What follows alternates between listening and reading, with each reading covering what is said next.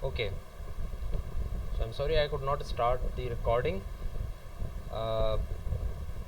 आपकी जो रिकॉर्डिंग है लेक्चर्स की वो मैं यूट्यूब चैनल के ऊपर अपलोड कर रहा हूँ, आपको उसकी ईमेल भी आ चुकी होगी। तो आई विल ट्राई कि जितनी ज़्यादा रिकॉर्डिंग हो सके, मीनिंगफुल रिकॉर्डिंग, मैं वो सारी की सारी रिकॉर्डिंग आपके साथ वहाँ शेयर कर लूँ। लेकिन साथ ही साथ मेरे पास जूम की रिकॉर्डिंग भी आना शुरू हो गई है। तो आपकी जो जूम की रिकॉर्डिंग है लास्ट क्लास की 17 जून को जो हमारी क्लास हुई थी बुध को, उसकी रिकॉर्डिंग मैंने आपके साथ ईमेल पे शेयर कर ली है। और मैंने ये भी बता दिया था कि उसके 2 दिन आपके पास एक्सेसिबल होंगे, तो आप उस वीडियो को काइंडली डाउनलोड कर लें। वो मैं यूट्यूब चैनल के ऊपर रख नहीं सका बिकॉज वो जो वीडियो है उसकी जो क्या कहते हैं क्वालिटी है उसमें थोड़ा सा फ़र्क है, और जब मैं अपलोड करता हूँ तो उसकी क्वालिटी और भी ख़राब हो जाती है उसकी ड्यूरेशन वगैरह की वजह से। तो जो यहाँ से मैं रिकॉर्ड करूँगा वही रिकॉर्डिंग आपको यूट्यूब के ऊपर मिल जाएगी। तो क्विज़ की मैंने आपको सारी बातें बता दी हैं। एक दो क्वेश्चंस और एक दो बातें और सुन लें। मेरे पास ईमेल काफ़ी स्टूडेंट्स की आ रही हैं कि ईमेल भेज नहीं पा रहे हैं वो, जो आपकी असाइनमेंट आपने सबमिट करवानी है। तो सबसे पहली बात तो ये कि जो आपकी ईमेल है आप उस पर एग्जीक्यूटेबल फ़ाइल सबमिट नहीं कर सकते। एग्जीक्यूटेबल फ़ाइल आप सबमिट नहीं कर सकते उसके ऊपर, क्या कहते हैं, ईमेल के ऊपर। आप जब भी ईमेल के ऊपर, यानी कि ईमेल के ऊपर जिस तरह से मैंने कहा है कि ईमेल के ऊपर आप मुझे असाइनमेंट सबमिट करवाएंगे, तो उसमें लाजमी तौर पर ये ध्यान रखिएगा कि जो फ़ाइल आप सबमिट करवा रहे हैं, चाहे वो जिप्ड फाइल हो, चाहे वो फोल्डर हो, चाहे वो अलग अलग फ़ाइल हो, लेकिन काइंडली ये ध्यान रखिएगा जो इंस्ट्रक्शंस मैंने दिए हैं वही फ़ाइल हो, यानी कि एक जिप्ड फाइल हो, उसके अंदर आपकी सारी फाइल एग्जिस्ट कर रही हो। उन फाइल्स में सिर्फ C++.h फाइल होनी चाहिए, या अगर प्रोजेक्ट फ़ाइल उसकी है तो वो होनी चाहिए। इसके अलावा कोई एग्जीक्यूटेबल फ़ाइल, कोई ऑब्जेक्ट फ़ाइल, इस तरह की कोई फ़ाइल नहीं होनी चाहिए जो कि एग्जीक्यूटेबल हो। एग्जीक्यूटेबल का मतलब ये कि .exe, जब आप प्रोग्राम को रन कर देते हैं ना, तो जो फाइल ब्लैक स्क्रीन में आपके सामने खुलती है वो एग्जीक्यूटेबल फाइल होती है। ये अगर आपके फोल्डर में मौजूद है तो ईमेल आपको अटैच नहीं करने देगा आपकी फ़ाइल। सबके साथ आई थिंक यही मसला है जिसने मुझे ईमेल की है। तो कोशिश करें, बल्कि लाजमी तौर पर यही करें कि ईमेल पर जब आप सबमिट करवाएंगे तो उसके अंदर एग्जीक्यूटेबल फाइल ना हो, सिर्फ C++ की फाइल्स हो, कोडिंग की फाइल्स हो, एग्जीक्यूटेबल और ऑब्जेक्ट फाइल्स ना हो। लास्ट डेट आज तक ही है, 19 जून इज़ लास्ट डेट। आज रात 11:55 तक, नॉट 59, 11:55 तक आपके पास लास्ट टाइम होगा। 56, 57 पर आप सबमिट नहीं करवा सकते। ऑल राइट, इसके अलावा अगर कोई इश्यूज़ हैं तो आप मुझे ईमेल कर दीजिएगा, लेकिन मेरे ख्याल से इश्यूज़ यही हैं। एक और बात ज़रा जहन में रखें कि आपके जब ये डेट निकल जाएगी, यानी कि जब ड्यू डेट हो जाएगी और मेरे पास सबकी असाइनमेंट या जिसने सबमिट करवानी है उनकी असाइनमेंट मेरे पास आ जाएंगी, तो उसके बाद मैं आपके साथ इस पूरी असाइनमेंट का जो है सोल्यूशन भी शेयर करूँगा। वो जो सोल्यूशन है उसको देखकर आपको अंदाज़ा हो सकता है कि एक्चुअली करना क्या था और आप क्या समझे या आपने क्या गलतियाँ की। तो वो सोल्यूशन भी मैंने बना लिया है, तो उस सोल्यूशन को मैं आपके साथ शेयर कर लूँगा जैसे ही आपकी ड्यू डेट ख़त्म होती है। कोई और अगर क्वेश्चन है तो वो भी मुझे बता दें। लास्ट फ्राइडे की क्लास की रिकॉर्डिंग मेरे पास नहीं है मुबशर असलम, सॉरी, कि आईटी वालों को कहा हुआ है जो रिकॉर्डिंग उनके पास है, जो यूजेबल रिकॉर्डिंग्स है वो लोग शेयर कर रहे हैं। वो obviously they are working day and night for that. और मेरे पास अभी फ्राइडे की कोई अगर रिकॉर्डिंग आ जाती है तो मैं आपके साथ शेयर कर लूँगा, लेकिन मेरी खुद बनाई हुई कोई रिकॉर्डिंग नहीं है फ्राइडे की क्लास की, लास्ट फ्राइडे की। तो अभी से मैंने ये काम स्टार्ट किया है क्योंकि एक स्टूडेंट ने मुझे कहा था, मोहम्मद कासिम शायद उनका नाम है, उन्होंने ये कहा था कि आप मुझे खुद ही रिकॉर्डिंग करके भेज दें। तो मैं भी थर्ड पार्टी या सॉफ्टवेयर यूज़ करके रिकॉर्ड करके आपके साथ शेयर करूँगा यूट्यूब के ऊपर। और आप भी अगर चाहें तो अपनी तरफ से भी कोई रिकॉर्डिंग कर सकते हैं।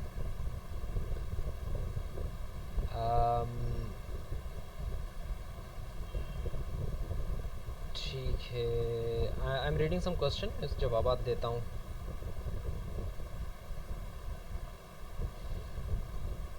शुरू के लेक्चर में अभी कैसे रिकॉर्ड कर लूँ भाई, टाइम ट्रैवल करके तो पीछे नहीं जा सकता मैं।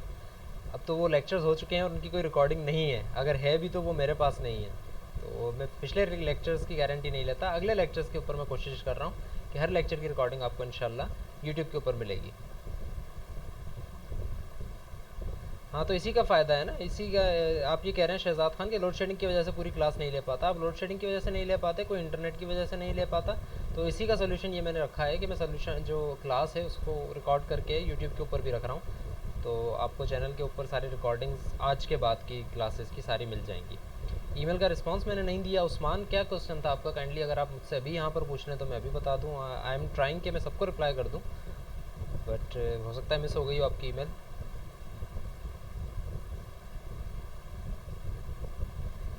मुजफ्फर हुसैन पूछ रहे हैं how to multiple string in an array from user input in a class. All right, ठीक है। मुजफ्फर, मैं भी आपको ये बताता चलूँ कि जब मैं क्वेश्चन ये वाले इसका सोल्यूशन बना रहा था तो मैं भी इसी जगह पर आकर थोड़ा सा फंस गया था कि इस सिचुएशन को हम कैसे करेंगे हैंडल के।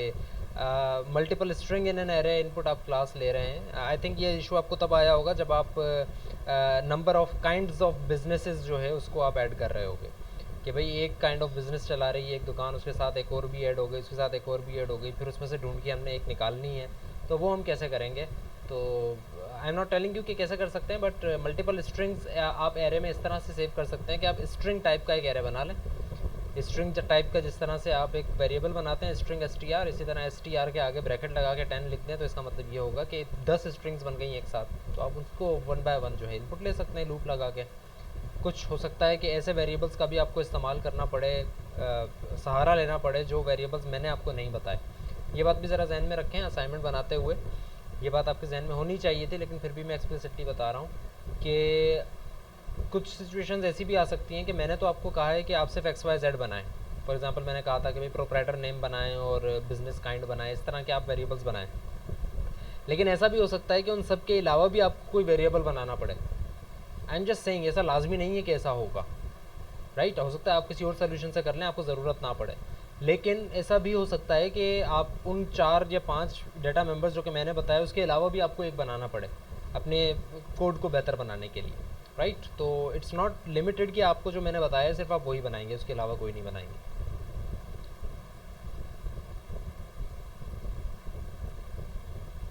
Okay, there are multiple questions now. Source code की गूगल ड्राइव LMS पर अपलोड कर दें। सोर्स कोड की गूगल ड्राइव LMS पे अपलोड कर दूँ? वाई, आप गूगल ड्राइव एक्सेस नहीं कर पा रहे हैं क्या? LMS पे क्यों डालूँ? LMS के ऊपर मैं डाल भी सकता हूँ, लेकिन LMS के ऊपर डालने से ये है कि उसके ऊपर लिमिट है। आपके जो कोड है ना उसमें ये होता है कि 1 MB से ज़्यादा का आप कोड नहीं डाल सकते। उसके अपडेट करने के लिए बार बार जो है आपको फाइल्स को अपडेट करना पड़ेगा और पुरानी फाइल्स भी रहेंगी। गूगल ड्राइव के ऊपर थोड़ा सा बेहतर है, इस वजह से मैंने वहाँ शेयर कर दिया। आप हर तरह की उस पर जाकर आपको लॉगिन करने की ज़रूरत नहीं है। बार बार किसी फाइल को आपने एक्सेस करना है तो आप किसी भी कंप्यूटर पर जाके टाइनी के लिंक पर जाके एक्सेस कर सकते हैं। I think that is better. तो ड्राइव के ऊपर ही अपलोड करूँगा मैं सोर्स कोड सारे के सारे।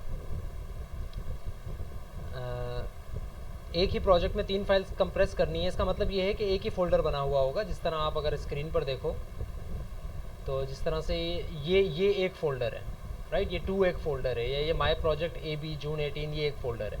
आप इसको कंप्रेस करोगे, ठीक है? आप इसको ऐड टू आर्काइव करोगे। तो जब आप इसको खोलोगे तो इसके अंदर ये सारी फाइल्स हैं, माई क्लास है और ये जितनी भी फाइल्स हैं। कोशिश करना कि भाई यही फाइल्स हों, यहाँ से लेके यहाँ तक की फाइल्स हों आपके प्रोजेक्ट में। इसके अलावा जो ये फाइल्स बन रही हैं ना, खुद depend file, layout file, OBJ की फाइल्स, बिन की फाइल, ये एग्जीक्यूटेबल फाइल्स हैं, राइट? ये देखो एग्जीक्यूटेबल फाइल है, एप्लीकेशन है, ये नहीं होनी चाहिए आपके प्रोजेक्ट में। आप सिर्फ मुझे C++ और प्रोजेक्ट की फ़ाइल भेजेंगे, ये वाली बस, जिसमें C की फाइल्स हैं, हेडर फाइल्स हैं, C++ फाइल्स हैं, प्रोजेक्ट की फाइल है, दैट्स इट। इसके अलावा आप अगर कुछ करेंगे तो ईमेल के ऊपर जो है वो मसला दे सकता है कि आपको अपलोड ना करने दें। प्रोजेक्ट एक ही बनेगा और उसके अंदर मुख्तलिफ फाइल्स होंगी, हर क्लास की, हर इम्प्लीमेंटेशन की एक फ़ाइल होगी। सर अटेंडेंस का क्या होगा? वही होगा जो मंजूर खुदा होगा, और वो ये होगा कि आपकी LMS जो इसकी रिकॉर्डिंग है पार्टिसिपेंट्स की, वो स्क्रीनशॉट्स में मांग रहा हूँ, और जिस वक्त भी मुझे टाइम मिला और बेहतर रहा मेरे लिए, मैं जो है उसको आपके LMS के ऊपर जो अटेंडेंस बनाई हुई है उसके ऊपर अपडेट कर दूँगा। अच्छा, साहिल नज़ीर कह रहे हैं कि मेल किया था डेमो क्विज़ के हवाले से तो हो नहीं पाया। डेमो क्विज़ अगर आपने नहीं दिया तो उसमें 2 वजह हो सकती हैं। एक पहली वजह तो ये कि आपकी इनरोलमेंट नहीं हुई हो, और दूसरी वजह ये कि आपको ईमेल नहीं मिली हो। इन दोनों के सॉल्यूशंस और इन दोनों के साथ क्या क्या होगा वो मैं आपको पिछली क्लास में बता चुका हूँ। तो ऐसा कोई इशू नहीं है। आप बस आज का जो क्विज़ है आज आप वो अगर अटैम्प्ट करेंगे तो there will not be any issue.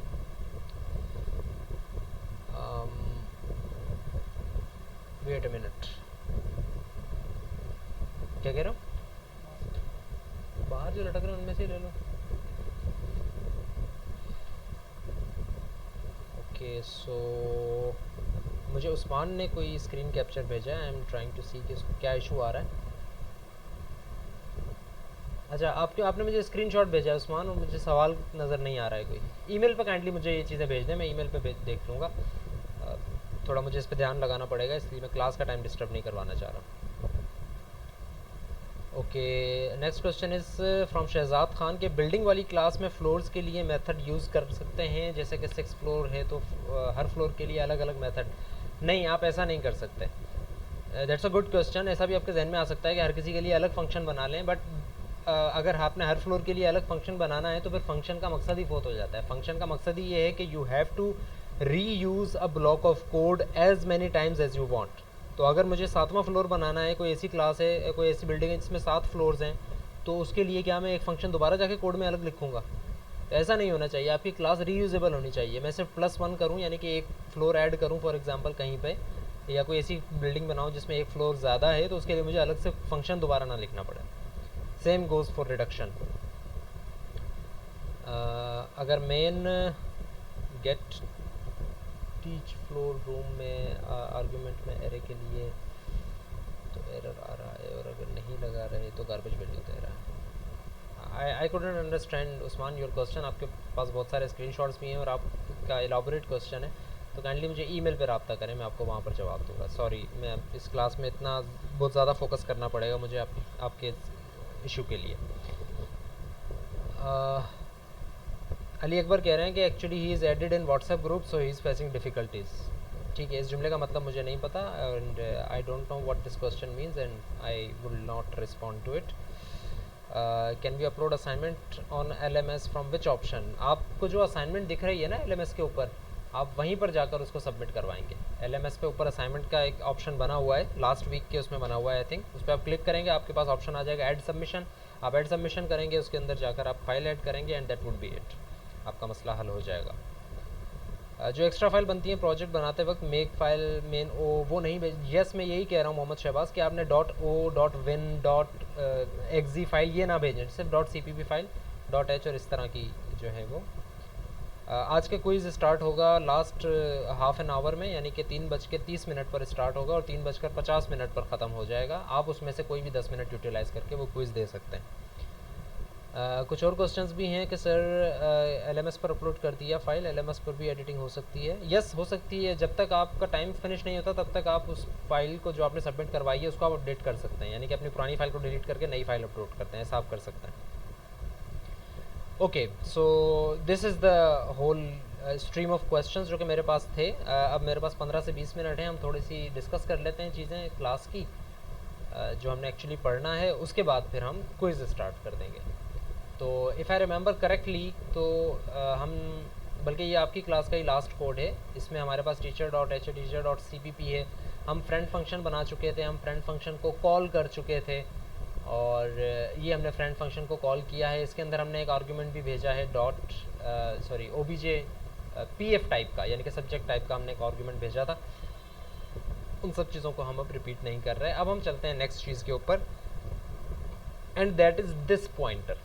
मैंने आपको लास्ट क्लास में भी बता दिया था कि हम 3 चीज़ों के ऊपर फ़िलहाल डिस्कशन कर रहे हैं। सबसे पहली है कंपोजिशन, फिर है एसोसिएशन और फिर है एग्रीगेशन। कंपोजिशन का मतलब ये है, मैं आपको क्विकली समराइज़ करके अभी 1 सेकंड के अंदर बता रहा हूँ कि क्या है ये। अगर आप समझ लेंगे तो अगली डिटेल भी आपको समझ में आ जाएगी। कंपोजिशन, एसोसिएशन और एग्रीगेशन के ऊपर हम बात कर रहे थे। हमने कहा कंपोजिशन वो चीज़ होती है कि आप एक क्लास के अंदर किसी दूसरी क्लास का ऑब्जेक्ट बना दें, इसको कहते हैं कंपोजिशन, जो कि हम ऑलरेडी कर चुके हैं। जिस तरह यहाँ पर आपको subject.h के अंदर teacher.h के अंदर सब्जेक्ट का ऑब्जेक्ट बना हुआ नज़र आ रहा है, दैट इज़ कंपोजिशन।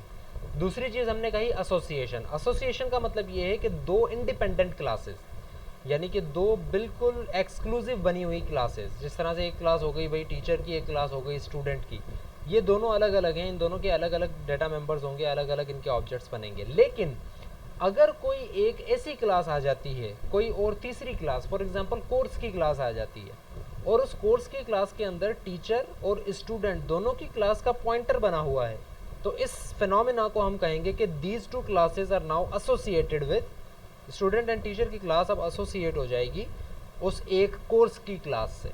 तो इस फिनोमेना को हम कहते हैं एसोसिएशन। जिस तरह से आपको इन स्लाइड्स में भी नज़र आएगी ये चीज़ कि ये हो गया भाई एसोसिएशन का कंसेप्ट। सेलर की एक क्लास है, वो एक इंडिपेंडेंट क्लास है, बायर की क्लास है, इंडिपेंडेंट क्लास है। शॉप को अगर हम देखते हैं तो इसमें बायर और सेलर के दो पॉइंटर्स बने हुए हैं, एक एक पॉइंटर बना हुआ है। इस फिनोमेना को हम कहते हैं कि this is association of classes. और जो तीसरी चीज़ है वो है एग्रीगेशन। और एग्रीगेशन का मतलब ये है, इसका मैं आपको कोड दिखा देता हूँ डायरेक्टली, फिर इस पर समझते हैं। सॉरी कोड नहीं, अच्छा इसकी वो भी नहीं दी हुई। Anyways, so aggregation is a specialized form of association, यानी कि जिस तरह एसोसिएशन में एक से ज़्यादा क्लासेस के पॉइंटर्स बनते हैं ना उसके अंदर, दूसरी क्लास के अंदर, तीसरी क्लास के अंदर, उसी तरह एग्रीगेशन में ये होता है कि एक क्लास के अंदर दूसरी क्लास का पॉइंटर बन जाता है। That's it. एक से ज़्यादा क्लासेस के नहीं, सिर्फ एक क्लास का पॉइंटर बन जाता है एक दूसरी क्लास में। इस सिचुएशन को हम कहते हैं एग्रीगेशन। इसकी थोड़ी सी कॉम्प्लेक्सिटीज़ हैं और उन कॉम्प्लेक्सिटीज़ को हम डील करते हैं कोडिंग के अंदर। लेकिन चूँकि टाइम की भी किल्लत है और इन सारी चीज़ों को देखते हुए मैंने एक चीज़ डिसाइड की है जो कि अब आप और से सुनेंगे, और वो ये कि एग्रीगेशन और एसोसिएशन दोनों को मैं अलग-अलग अब कोड नहीं कर रहा। मैंने आपको कंपोजिशन कोड करके दिखा दी है, उसकी कॉम्प्लेक्सिटीज़ दिखा दी हैं। आपको मैंने ये बता दिया कि क्लास का पॉइंटर कैसे बनता है। अब एसोसिएशन और एग्रीगेशन का जो कोड है वो दोनों कोड्स आप खुद जाकर देखेंगे, जो कि मैंने गूगल ड्राइव पे ऑलरेडी अपलोड कर दिए हैं। एसोसिएशन और एग्रीगेशन, ये जो दोनों कोड हैं, इन दोनों कोड को जाकर आप खुद एनालाइज करेंगे और जितनी बातें मैंने आपको बताई हैं वो सारी बातें उनके साथ मैच करेंगी। और उस कोड के अंदर आप देख लेंगे कि भाई जो पॉइंटर बनाया उसको यूज़ मैंने कैसे किया, या अगर क्लासेस को एसोसिएट किया है तो उसको मैंने यूज़ कैसे किया। That's it, right. इस कोड को मैं हर दफ़ा अलग यहाँ पर करके नहीं दिखाना चाह रहा आपको, क्योंकि कंपोजिशन, एग्रीगेशन, एसोसिएशन एक ही तरह की चीज़ें हैं, स्लाइड डिफरेंसेस के साथ। हम कंपोजिशन को डिस्कस कर चुके हैं, अब एसोसिएशन और एग्रीगेशन के कोड्स आप खुद जाकर एनालाइज करेंगे और उसके बारे में समझेंगे। कोई क्वेश्चंस होंगे तो हम नेक्स्ट क्लास के अंदर इस चीज़ को डिस्कस करेंगे कि एसोसिएशन और एग्रीगेशन को हम किस तरह से उसमें क्या क्या जो है वो इश्यूज़ आए हैं। आखिरी चीज़ मैं आपको पढ़ाने लगा हूँ अभी, और उसके बाद फिर हम क्विज़ की तरफ जाएंगे। और वो आखिरी चीज़ बड़ी सिंपल सी है और वो है this pointer. There is a pointer, screen के ऊपर अगर अब आप नज़र रखें, there is a pointer, I am using this as a board now, it's not necessary कि ये चीज़ यहीं पर हो। मैंने यहाँ पर लिखा दिस स्मॉलर टी के साथ। ये जो टी के स्मॉलर टी के साथ दिस लिखा हुआ है, ये जो दिस लिखा हुआ है ये आपको नज़र आ रहा है कि ये ब्लू हुआ है। ये जो ब्लू हुआ है इसका मतलब ये है, इसका मकसद ये है कि ये एक कीवर्ड है। सबसे पहली बात तो ये क्लियर हो गई कि ये एक कीवर्ड है। और दूसरी बात ये कि मैंने आपको ये नहीं कहा कि दिस फ्रेंड या दिस फंक्शन, मैंने ये कहा दिस पॉइंटर, विच मीन्स कि दिस इज़ अ, जब आप दिस लिखते हो तो this is actually a pointer. ये एक पॉइंटर है, दिस पॉइंटर। अब इसका फ़ायदा क्या है और इसको यूज़ हम कैसे करते हैं, ज़रा उसकी बात सुन लें। मैं आपको एक एग्जांपल देता हूँ और उसमें फिर आपसे इसको सोल्यूशन भी पूछता हूँ कि क्या होगा। फॉर एग्जांपल, जिस तरह ये टीचर वाई यहाँ पर पास हो रहा है प्रिंट डाटा के अंदर। अच्छा ये तो सॉरी वो है, इज़ देयर एनी फंक्शन जिसके अंदर आर्गूमेंट में क्लास का ऑब्जेक्ट पास हो रहा हो and not a friend function. चले हम खुद बना लेते हैं। लेट्स सपोज टीचर की क्लास के अंदर मैं यहाँ पर एक फंक्शन बनाता हूँ void foo, एक नया फंक्शन, और वो आर्गुमेंट में ले रहा है टीचर टाइप के ऑब्जेक्ट को। साथ रहिएगा, teacher.cpp के ऊपर हम जाते हैं तो इसको हम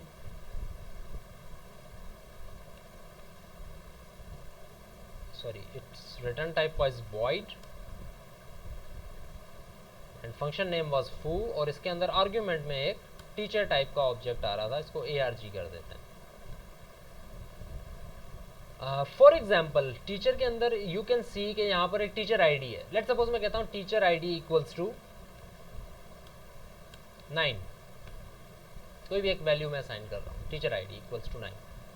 माई question to you guys, chat में आप मुझे बताएंगे कि ये जो टीचर आईडी है, चलें इस फंक्शन को कॉल कैसे करेंगे। सबसे पहले तो ये बताएं, फू फंक्शन को मैं कॉल कैसे करूँ, यहाँ पे मेन में कैसे कॉल करूँ, obj.foo।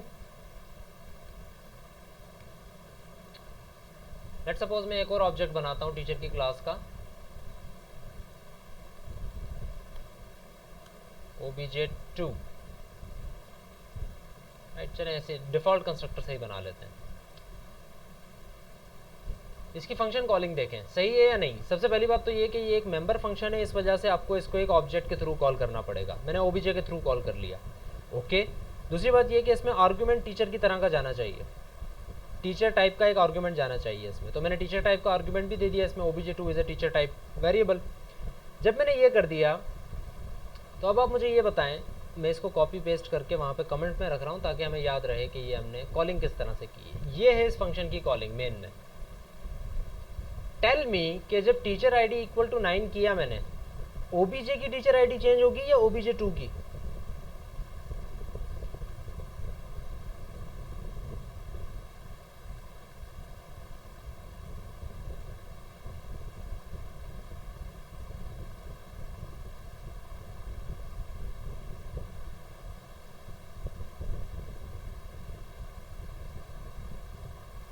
Many questions, many answers are here, and I'm glad कि 50-50 आंसर्स आ रहे हैं। कोई कह रहा है ओबीजे, कोई कह रहा है obj2, और मेरा मकसद यही है, मैं यही एक्सपेक्ट कर रहा हूँ कि आपको यहाँ पर सही जवाब नहीं आना चाहिए बल्कि कन्फ्यूजन क्रिएट होनी चाहिए फ़िलहाल। और कन्फ्यूजन ये है कि हाउ वुड वी नो कि ये टीचर आईडी 9 की असाइन हो रही है या आर्ग्यूमेंट की असाइन हो रही है। तो फॉर एग्जांपल अगर मैं ये कहता हूँ कि 9 आर्ग्यूमेंट की टीचर आईडी को असाइन हो, तो मुझे क्या लिखना पड़ेगा? I think everyone would agree to this कि अगर मैं आर्ग्यूमेंट डॉट टीचर आईडी को 9 लिखता हूँ तो आर्ग्यूमेंट की जो है टीचर आईडी को 9 असाइन हो जाएगा। व्हाट अबाउट कि मैं सिर्फ टीचर आईडी लिखूँ और ये भी स्पेसिफाई करूँ, यानी कि ये भी कंफर्म कर लूँ कि ये टीचर आईडी जो है ये ओबीजे की टीचर आईडी को असाइन हो जाए। तो इसका सोल्यूशन है दिस पॉइंटर। अगर मैं ये लिखता हूँ this pointer teacher ID equal to 9, it means कि अब ये कौन सी टीचर आईडी को 9 असाइन करेगा? ओबीजे की। अब मैं जो जुमला कहने जा रहा हूँ इसको अपने जहनों में बिठा लें, आपको दिस पॉइंटर समझ में आ जाएगा। This pointer is a pointer और इसके अंदर एड्रेस होता है उस ऑब्जेक्ट का जिस ऑब्जेक्ट के थ्रू इस फंक्शन को कॉल किया जाए, या किसी भी फंक्शन को जिसके अंदर दिस लिखा हुआ है। फॉर एग्जांपल इस फंक्शन में दिस लिखता हूँ या इस फंक्शन में दिस लिखता हूँ, तो जिस ऑब्जेक्ट के थ्रू मैं इस फंक्शन को कॉल कर रहा हूँगा दिस पॉइंटर में उस ऑब्जेक्ट का एड्रेस होगा। तो अगर मैं स्पेसिफाई करना चाहता हूँ कि भाई टीचर आईडी इक्वल टू 9 किसकी टीचर आईडी? उस ऑब्जेक्ट की जिसके थ्रू फू को कॉल किया गया है, तो I can write this. And quickly मुझे ये बता दें कि ये एरो ऑपरेटर क्या कर रहा है या क्यों है यहाँ पे?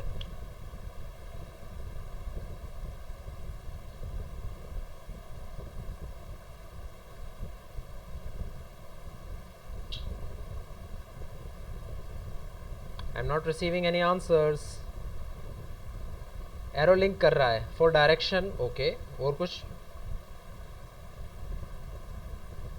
बिटवाइज ऑपरेटर है? No, it's not a bitwise operator.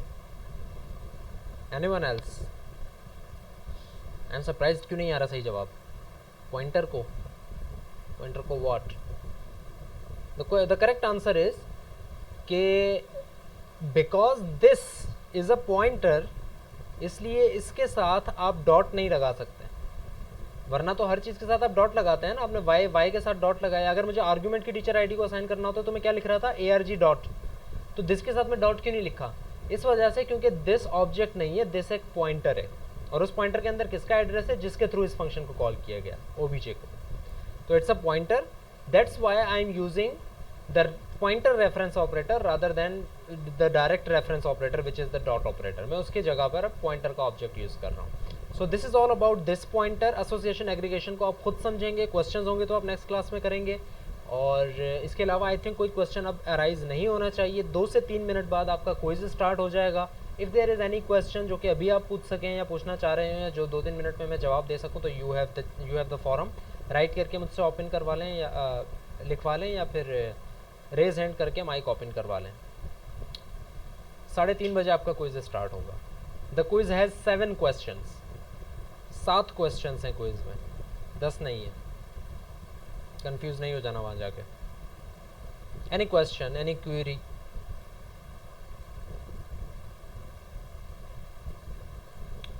Assignment की डेट एक्सटेंड नहीं हो सकती, हुए सहमत? और 1-2 लोगों का और भी ये सवाल था, ना सिर्फ उवैस अहमद का बल्कि तकरीबन सभी ये चाह रहे होंगे कि असाइनमेंट की डेट एक्सटेंड हो जाए, सिवाय कुछ स्टूडेंट्स के, लेकिन नहीं हो सकती असाइनमेंट की डेट एक्सटेंड। असाइनमेंट की डेट एक्सटेंड तब होती जब मैं खुद जब सोल्यूशन बना रहा था तो मुझे भी कुछ मुश्किलात आती। मैंने असाइनमेंट का सोल्यूशन बनाया एंड आई सॉ के assignment is very very simple, सिवाय एक दो चीज़ों के असाइनमेंट सिंपल है। वो सारी चीज़ें जो कि आज इस वीक की क्लासेस भी अगर नहीं होती तब भी आप कर लेते हैं, लेकिन फिर भी आपको एक्सटेंशन चाहिए तो that is very very harsh thing. ऐसा कर सकते हैं कैसे? OBJ2 यस, ऐसे भी कर सकते हैं। मुनीब खान सही कह रहे हैं। आपको सिर्फ एक ऑब्जेक्ट के थ्रू कॉल करवाना है फू का फंक्शन, चाहे वो OBJ हो चाहे वो OBJ2 हो, और इसी तरह आर्ग्यूमेंट में आपको टीचर का आर्ग्यूमेंट भेजना है, चाहे वो OBJ हो चाहे वो OBJ2 हो। तो आप स्वैप भी कर सकते हैं इन दोनों को। एक जिप फाइल में तीनों सवाल देने हैं। यस, आप एक ही प्रोजेक्ट, एक ही फोल्डर होगा, उसके अंदर आपके सारे तीनों सवालों की फाइल्स बनी हुई होंगी। मेन फाइल एक ही होगी और वो जो फोल्डर होगा उसको जिप करके आप मुझे भेज देंगे।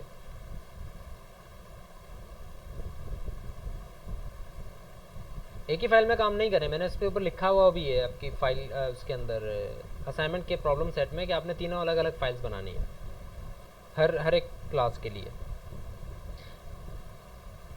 ठीक है, आपके जो CR हैं या कोई भी स्टूडेंट अगर कोई रेज हैंड करे तो मुझे ज़रा 2-3 क्विक क्वेश्चंस करने हैं LMS से रिगार्डिंग। अगर आपका LMS ओपन है तो काइंडली अपना रेज हैंड करें, मैं आपका माइक ओपन करके मुझे आपसे 2-4 चीज़ें पूछनी है। LMS से वेरीफाई करना है कि चीज़ें नज़र आ रही हैं या नहीं। तो any volunteer.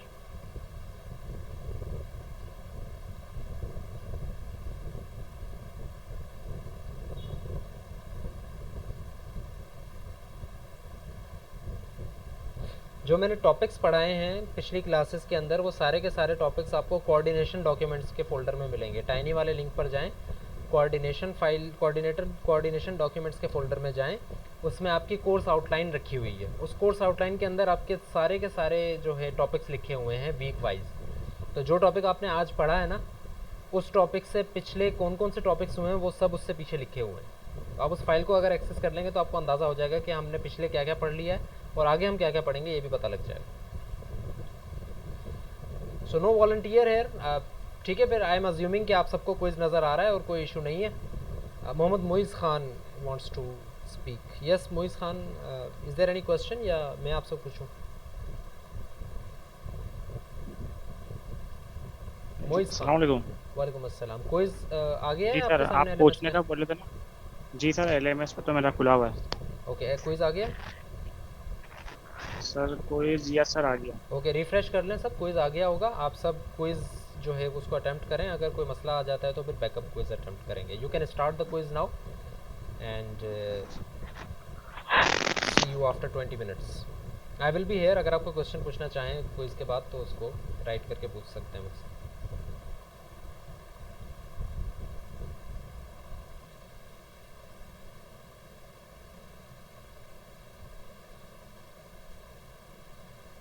Okay students, we are back after quiz.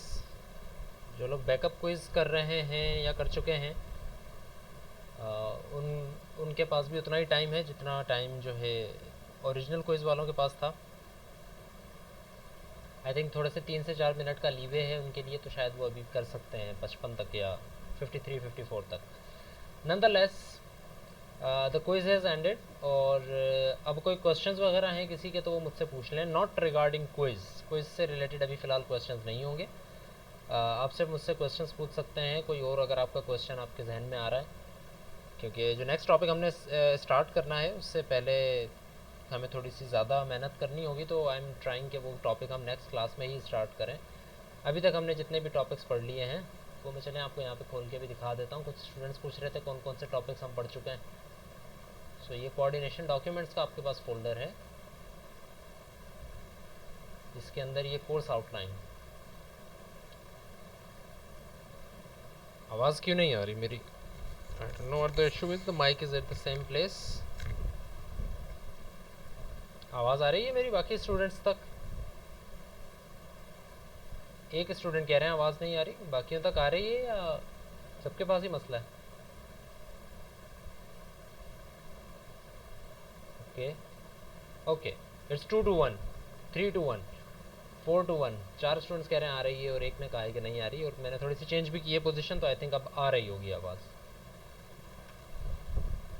All right, so these topics we have discussed. हमने ऑब्जेक्ट ओरिएंटेड पैराडाइम क्या होता है, बूलियन, फाइलिंग और फंक्शंस और रिकर्जन वगैरह की हम बात कर चुके, क्लासेस एंड ऑब्जेक्ट्स की हम बात कर चुके, कंस्ट्रक्टर्स और डिस्ट्रक्टर्स की हम बात कर चुके, कॉन्स्ट की बात कर चुके, कंपोजिशन, फ्रेंड फंक्शन हम कर चुके हैं, एसोसिएशन और एग्रीगेशन हमने आज कंप्लीट कर ली है। ऑल्दो मैंने आपको उसका कोड एक्सप्लिसिटली करके नहीं दिखाया, इट्स योर रिस्पॉन्सिबिलिटी कि जो कोड मैं शेयर कर चुका हूँ आपके साथ, मैं अभी ड्राइव पे खोल के भी दिखा देता हूँ, वो कोड आप जाकर अच्छी तरह एनालाइज करें, एक आधा कोड अपनी तरफ से बनाएं, आपको सब चीज़ें समझ में आ जाएंगी जो कि मैं ऑलरेडी बता चुका हूँ। तो कोई क्वेश्चन अगर आपके हों तो वो नेक्स्ट क्लास में आप मुझसे पूछ सकते हैं। नेक्स्ट क्लास के अंदर हम स्टार्ट करेंगे ऑपरेटर ओवरलोडिंग, और दिस पॉइंटर जो नेक्स्ट क्लास का टॉपिक था उसको भी हमने आज की क्लास में डिस्कस कर लिया है और वो चीज़ भी ख़त्म हो गई है। अब हम डिस्कस करेंगे ऑपरेटर ओवरलोडिंग, स्ट्रिंग क्लास के फंक्शंस, फाइलिंग की तरफ हम आएंगे। ऑलरेडी हम इस चीज़ों को डिस्कस कर चुके हैं तो इतना ज़्यादा टाइम नहीं लेंगी, और फिर हम आएंगे इनहेरिटेंस के ऊपर आफ्टर मिड टर्म। लेकिन अभी तक हमें ये कंफर्म नहीं है कि मिड टर्म कब प्लान होंगे, due to all the issues जो कि क्रिएट हो रहे हैं ऑनलाइन क्लासेस की वजह से और आपकी क्लासेस के टाइमिंग्स की वजह से। तो अगर मिड नहीं भी होता है तो भी हम कोशिश यही करेंगे कि जब भी हमारा मिड हो हम अपने टॉपिक्स को जो है आगे पीछे ना करें, हम filing, string class functions, filing के बाद डायरेक्ट इनहेरिटेंस स्टार्ट करेंगे। वी विल नॉट वेट कि मिड हो जाए तो उसके बाद हम ये स्टार्ट करें, हम अपने टॉपिक्स को वन बाय वन स्टार्ट कर देंगे, और फिर उसके बाद कोई मिड अगर आ जाता है तो हम उससे पिछले जितने भी टॉपिक्स हमने पढ़े हुए होंगे उन सबको हम जो है मिड के तौर पर सेलेक्ट कर लेंगे। Is there any other question? It is good to see कि मेरे पास तकरीबन 62-63 अटैम्प्ट्स आई हैं एक्चुअल क्विज़ के ऊपर, and the participants on Zoom are 57, तो तकरीबन सही अटैम्प्ट सबके हो गए हैं आई थिंक। सीआर से मेरी गुजारिश है कि जितने भी पार्टिसिपेंट्स जूम के ऊपर मौजूद हैं काइंडली इनका स्क्रीनशॉट लेके मुझे अभी ईमेल कर दें और चैट रूम में मुझे डन कह के बता दें कि ये काम हो चुका है, ताकि मैं अपने टाइमिंग के हिसाब से क्लास ख़त्म कर सकूं, इंतज़ार में ना रहना पड़े। तो काइंडली मुझे ईमेल कर दें ताकि फिर मैं क्लास को ख़त्म करने की तरफ जाऊँ। If there is any other question related to assignment, related to any other thing except the quiz, तो आप मुझसे पूछ सकते हैं, उसके बाद फिर हम क्लास को ख़त्म करेंगे। We have a lot of time now, 7-8 minute हैं अब भी हमारे पास। Okay, a few students want to speak. सबसे पहले ऐसा करें, उवैस अहमद आप बता दें क्या कहना चाह रहे हैं। सर अभी मुझे एक स्टूडेंट है, 2 स्टूडेंट का मैसेज आया कि कह रहे हैं कि सर हमारी लाइट भी नहीं है और शॉप वगैरह भी बंद है, कि हम इंटरनेट पैकेज करवा लें। हमारा पहले भी क्विज रह गया था और अभी भी रह गया, तो बराए मेहरबानी सॉल्यूशन बता दें। सोल्यूशन इसका यही है ना, हमने ये कहा है ना कि हम क्विज़ेस ज़्यादा करेंगे, हम कैलकुलेट 3 करेंगे लेकिन हम लेंगे 6-7, तो 3-4 क्विज़ेस अगर मिस भी हो जाते हैं तो उसका कोई इशू नहीं है। तो ये इनको बता दीजिएगा आप कि अगर उनके 2 क्विज़ेस अब मिस हो चुके हैं तो कोशिश करें कि अगली क्विज़ेस में आप फिर ज़्यादा मेहनत करें और ज़्यादा कोशिश करें कि कोई ऐसे इशू ना आए। तो वो लीवे है आप लोगों के पास। सॉरी, मैंने लोअर ऑल हैंड्स कर दिए। आई थिंक काजी मुबीन कुछ कहना चाह रहे थे, लेट मी सर्च। जी काजी। अस्सलाम वालेकुम सर। वालेकुम अस्सलाम। सर सर अभी जैसा अवैस ने आपको पूछा, सेम यही मसला है कि वो कह रहे हैं कि आप सर को आपने बताया नहीं कि आप तो कोई क्विज लेंगे और फिर बच्चों को बता दें। ओके, तो यही है ना, देखें मैं स्टूडेंट्स को ये बता दें जो कि आपको ये कह रहे हैं, या किसी स्टूडेंट ने अगर कहा है कि अगर उनका मसला आ गया है तो मुझे ईमेल पे बता दें। अगर वो मसला देखें अब हल नहीं भी होता है ना, तब भी कम से कम मेरे पास रिकॉर्ड होगा। कल को अगर मैं कंपनसेट करने के लिए बैठूंगा तो मुझे पता होगा कि किस किस के साथ क्या क्या मसले थे, और ऑलरेडी हम क्विज़ की तादाद बढ़ा चुके हैं, तो आई थिंक कि अब वो मसले अगर आते भी हैं तो उनका सोल्यूशन हमारे पास ऑलरेडी मौजूद है। Is that okay? हाँ सर, वो कह रहे हैं कि काइंडली ईमेल का रिस्पॉन्स कर दीजिएगा। मैं ईमेल का रिस्पांस कर दूँ? अच्छा, ये ज़रा जहन में रख लें, ठीक है। जो आपकी ईमेल इस तरह की आ रही होगी ना कि ये इशू आ गया मेरे साथ, तो उसके रिप्लाई में मैं क्या करूँ, मैं ओके कर दूँ सिर्फ? तो उन सबको मैं रिप्लाई नहीं कर रहा हूँ, वो सब मेरे पास रिकॉर्ड में मौजूद हैं। जब मैं आपको कंपनसेट करने बैठूँगा तो मेरे पास सारी ईमेल्स होंगी, राइट? आई डोंट वांट कि मेरे पास 40-50 ईमेल्स इस तरह की रखी हुई हैं कि सर मेरे साथ ये मसला था, जिनको मैं रिप्लाई नहीं कर रहा हूँ। इनका मतलब यही है कि उसको मैंने रिकॉर्ड में रख दिया है, और कल को जब कंपनसेशन का टाइम आएगा तो मैं उनके केसेस को देखूंगा इंडिविजुअली, राइट? अभी मैं रिप्लाई नहीं कर रहा हूँ, इसका मतलब ये है कि आई हैव नॉट डिसाइडेड कि उनके साथ क्या होगा। राइट। तो थैंक यू ना सर। इसको गलत समझा जाए ना इसको अच्छा समझा जाए काइंडली।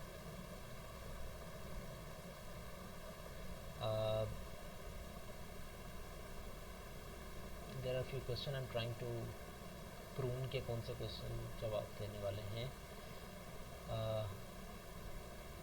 हाँ मैंने ऐसा ही किया था मुजफ्फर हुसैन कि मैंने आपको क्विज़ के बारे में आज क्लास से पहले बता दिया था, मतलब क्लास स्टार्ट होते ही बता दिया था कि आज क्विज़ होगा। This is the best I can do कि आपकी क्लास स्टार्ट हो गई मैं बता दूंगा कि आज आपका क्विज़ होगा, राइट। सो मैं ये नहीं बता सकता कि आपका 2 दिन बाद क्विज़ होगा या इतना क्विज़ होगा, ये मेरे ऊपर क्या कहते हैं, यहाँ पर बादशाहत है मेरी एक तरह से। तो मैं आपको लाजमी मेरी ज़िम्मेदारी नहीं है कि मैं आपको स्पेसिफिकली बताऊँ। अगर आप नेक्स्ट क्लास में आ रहे हैं और आपने पिछली क्लास का कुछ भी नहीं पढ़ा हुआ या कुछ टॉपिक्स आपने नहीं पढ़े हुए तो ये फिर आपकी गलती है, आपको पढ़ के आना है, क्योंकि आपकी फिर क्लास भी समझ नहीं आएगी और अगर क्विज़ हो गया तो क्विज़ भी आप नहीं दे सकते फिर। नहीं ऐसा मुमकिन नहीं है मुजफ्फर हुसैन कि मैं आपको एक क्लास में बताऊँ फिर अगली क्लास में लें। ऐसा मुमकिन है वैसे, लेकिन मैं ऐसा करूँगा नहीं। कर सकता हूँ किसी दिन अगर मेरा मूड हुआ, लेकिन अक्सर यही होगा कि आपको क्विज़ में उसी वक्त बताऊँगा कि आज क्विज़ होने वाला है।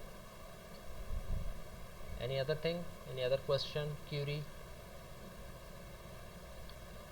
रिकॉर्डेड आज मैंने रिकॉर्ड करना स्टार्ट किए हैं। आज से लेके आगे की तकरीबन सारी रिकॉर्डिंग्स आपके पास जो है मैं यूट्यूब के थ्रू शेयर कर दूंगा। यूट्यूब का जो चैनल है उसके लिंक वगैरह ये सारी चीज़ें मैंने ईमेल पर भेज दी थी।